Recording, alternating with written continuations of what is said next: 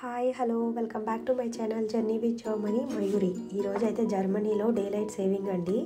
ఇది yearly 2 times జరుగుతుందన్నమాట, మార్చ్లో అండ్ అక్టోబర్లో. ఈరోజు అయితే మార్చ్లో జరుగుతుంది. లాస్ట్ సండే 31st వచ్చిందనమాట.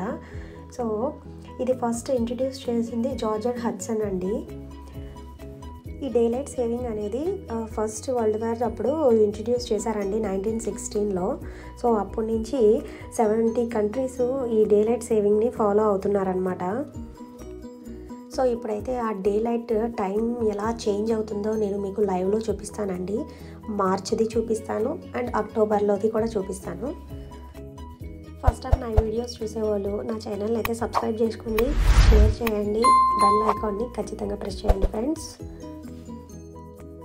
సో ఇప్పుడు లేట్ చేయకుండా మార్చ్ 31st నా టైం చేంజింగ్ ఎలా జరిగిందో ఈ వీడియోలో చూద్దామండి.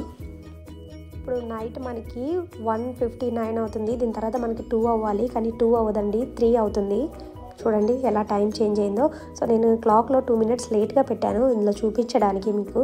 చూడండి 2 అవ్వదు, 3 అవుతుంది. చూసారా?